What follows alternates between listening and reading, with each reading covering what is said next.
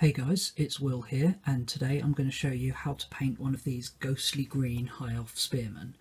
Now this is a painting tutorial that's going to be a little bit different to my normal ones. Firstly, obviously it's a fantasy miniature, first time I've done one of them on the channel. Played Warhammer Fantasy for a long time and just getting back into Age of Sigmar now, but just because it's a fantasy model I'm using doesn't mean you couldn't equally apply this to any sci-fi model, and just because it's an elf doesn't mean that this couldn't apply to a lot of other fantasy models. Now obviously it's quite a ghostly colour, and that's kind of the idea. Basically a bit of the background to how I came up with this scheme. When a couple of weeks ago the Age of Sigmar General's Handbook got into stores, and I was really excited to give it a go. It's not out yet, but I was able to read the copy in the store.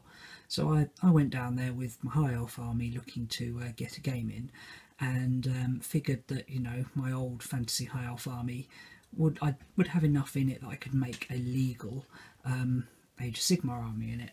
But we hit a slight snag. Battle line units. In Age of Sigmar you have to have a certain number of battle line units for your point cost, and that's, you know, I didn't think that would be a problem because you've got core units in Warhammer Fantasy, which is basically the same thing, and I thought they'd be about the same models. Now in my fantasy High Elf army I had two units I tended to run for core, and they were Sea Guard and Archers. Unfortunately, both of these units didn't get transferred into battle line for High Elves in Age of Sigmar.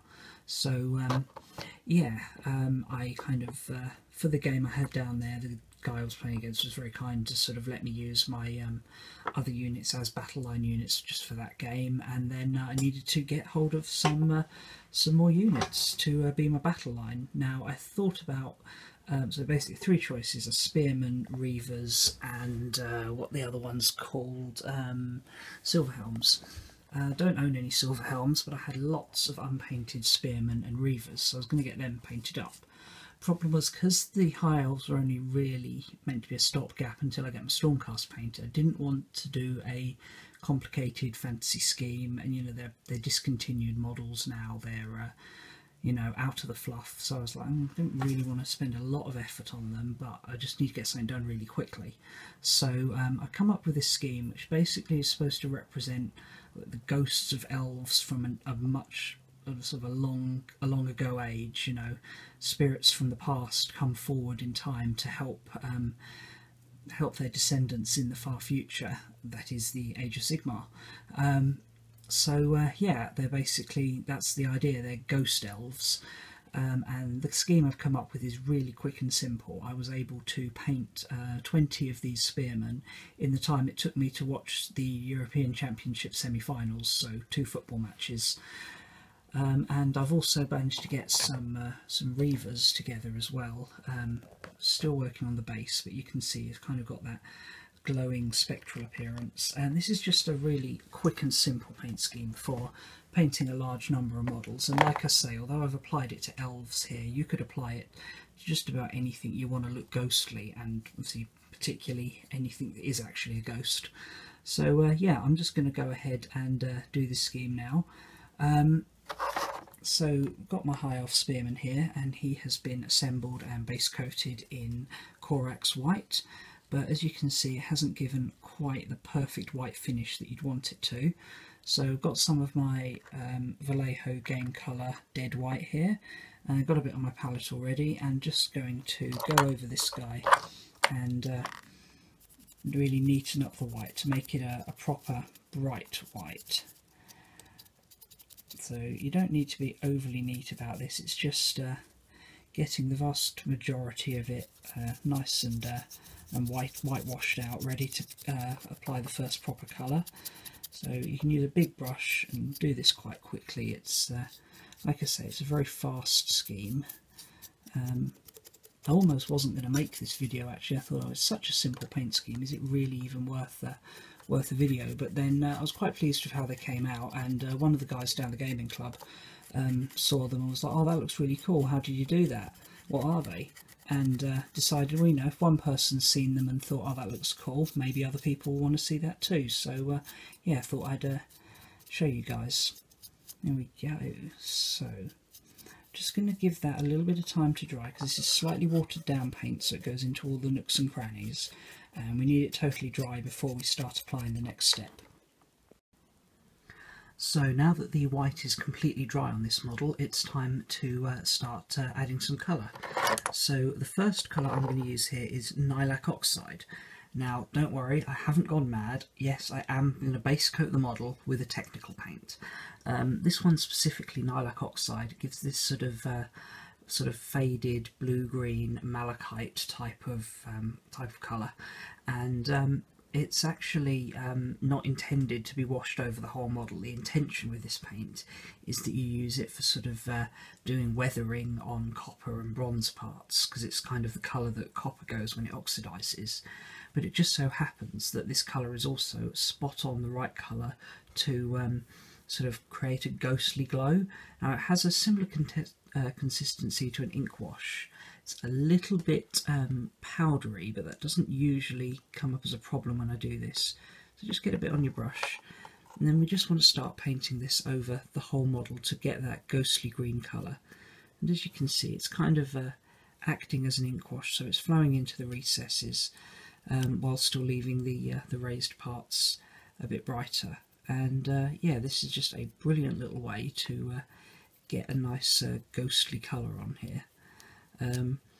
One thing I didn't mention when I did the intro to this video is that's one part of the inspiration for this is actually the army of the dead from Lord of the Rings. So that's seen in Return of the King, where these spirits of warriors from long ago have come back to help the one true king in reclaiming the kingdom. And yeah, they have a similar paint scheme to this on the GW versions of those for the Lord of the Rings game. I don't know if they used a technique like this, but the finished product is about the same. So we're just working that into everywhere on the model, making sure to get on the undersides as well, because this is, as well as being the wash, it's going to act as the base coat, and in some areas the model is literally the only colour they're going to get. So yeah, I'm just going to go and finish that off camera, and then you need to give this a nice long time to dry because it is an ink wash. So now that that main colour of lilac oxide is dry, it's time to add a little bit more sort of points of interest to the model. Now at this point you could literally just dry brush it white and you'd have a nice ghostly look, but I'm going to put some extra colours on there just to give a few points of interest, and also so that nobody can sort of say, oh, you've only got like 2 colours on there, you need 3 colours for a minimum painting standard, which some tournaments or local gaming groups might require. Like I say, it's strange because it's kind of a nice looking scheme, but it is so simple that technically it might sort of get called on a technicality on painting standards. So anyway, the first colour I'm going to do is Seraphim Sepia, and this is just going to be on the wooden parts. Again, it's another ink wash, so it will be shading and therefore creating highlights as we go.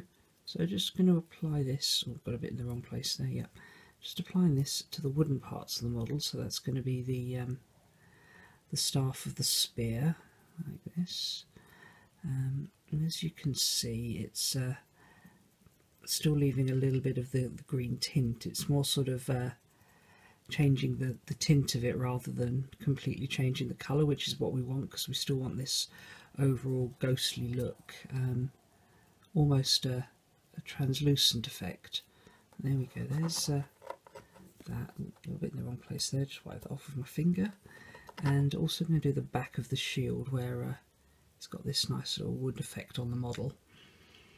And there we go.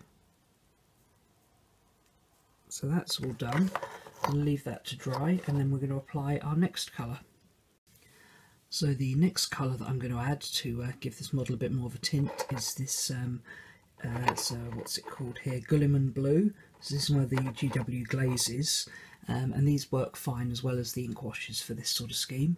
So for this I'm going to apply it to some of the fabric areas, the areas that would have been sort of perhaps white on my old paint scheme, but could easily be blue on a high elf. So I'm going to do that. I'm going to do the feet as well. So we're looking sort of under the tunic here. And again, it's sort of giving a blue hint to this while still sort of keeping some of that lilac oxide green there. And yeah, that's going to just help to give the model some more points of interest. Now these colour contrasts do look a little bit sharp at the moment, but they are going to fade down, firstly once the paint dries, but also when I give it a final dry brush at the end. So just doing these bits on the arms here, it's like the fabric part of the sleeve before it gets to the armoured part. And then on his helmet here, there's this detail here which I'm going to do in blue. I've gone a little bit over the edge on one side there, so I'm just going to wash my brush off and just use the corner of a freshly washed brush just to absorb that excess paint up.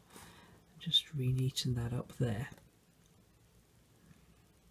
Now you could go on and add other colours to this.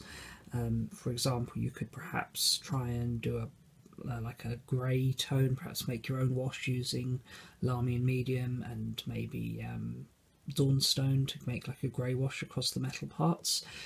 You could maybe use some Lamenter's Yellow to do like a yellow stain on the face perhaps, but for the purposes of what we're doing here, which is a quick simple scheme to create something that looks a bit different and just gets tons of these models churned out, these couple of colours are going to be fine for our purposes.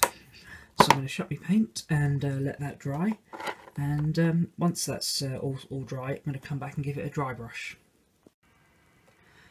Okay, so once that's all completely dry, the last thing I'm going to do to finish this model off is just give it a dry brush, and for this I'm using the Palexia White dry paint. So this is the sort of the pure white dry paint from GW. So I've already loaded my brush up with a good amount of it, and then scraped most of it off. So it's just going to give me a nice light dry brush here. So just going over now. The shield's a bit of an odd area because it's totally flat. You wouldn't normally dry brush a flat area. So just sort of trying to create a bit of a streaked look on there. On the rest of the model, you're just brushing it over to pick out the raised edges and give this model a bit of a highlight. There we go, like that. So as you can see, it's already very much lightening him up and taking some of the intensity out of those colours, while at the same time emphasising the raised areas and keeping the whole thing in this sort of nice, sort of light, ghostly tones that we've got him in. There we go. So I'll just go back and forward over the whole model doing this, and the trick is it's always better to add not enough than to add too much paint. You can always come back and add more paint if you need to, but it's very hard to take paint away once you've already applied it.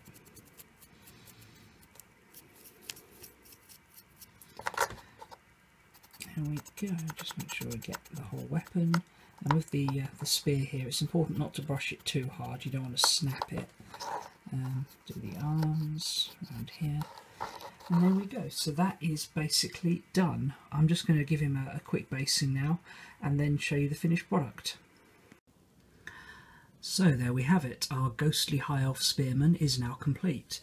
Now, as you can see, this isn't the most detailed of paint schemes. This is meant to be a quick paint scheme to produce models for a whole unit. I mean, I paint these in batches of 5 to 10 when I'm adding them to my army. They're not sort of display quality miniatures. They're just get something on the table quickly, but still have it look nice in a big group. And those of you who've been painting for a long time will know that I kind of broke a lot of the normal rules of painting. I base coated with a technical paint and dry brushed on a flat area, and yeah, so a lot of the techniques would not necessarily be how I would use them on another model, but for what I've done here, I think it gives quite a nice finish. And like I say, although it's a fantasy elf I've done with this, you could use this on just about anything that you want to get sort of a quick spectral looking scheme on, whether it be other fantasy miniatures like ghosts, wraiths type of thing, or spectral sci-fi miniatures, say Necron wraiths in their actual sort of ghostly wraith form. But yeah, I hope you found this video interesting, and I know at least one of my subscribers was interested to see this, so hopefully other people will be as well. And from my point of view, it was a nice, quick and easy one to do while I work on my much more complicated painting tutorial I've got coming up, which is this boy here, the Storm Raven. Now, I've already done all the inside detail on this, and a lot of the metal work. Really just need to do the crew, the details, and the finish on the armour. So this is coming along. Expect that out probably in a couple of weeks now. That's going to be a much bigger painting tutorial. And then after that, I've got 3 possibilities of what I'm going to do as my next painting tutorial. And those are going to be this Genestealer Hybrid. Now this is a different colour scheme, looking to get closer to what the actual Deathwatch Overkill box art shows, rather than the Hive Fleet Kraken one I did before. We've got a Dark Eldar Cabalite Warrior. This is part of my very slowly growing Cabal of the Frozen Shard army. Let me just get a bit more light on that so you see what's going on there. Yeah, there we go. And the final one that I might do is this Stormcast Eternal from Age of Sigmar. And despite the fact that I live in a country where the current leader is not democratically elected, I still believe in democracy, and I'm going to let you guys decide what I pick next. So leave a comment down in the comment section, tell me which of these you'd like me to paint next. So happy voting, and thanks a lot for watching, and I'll see you guys again soon. Bye.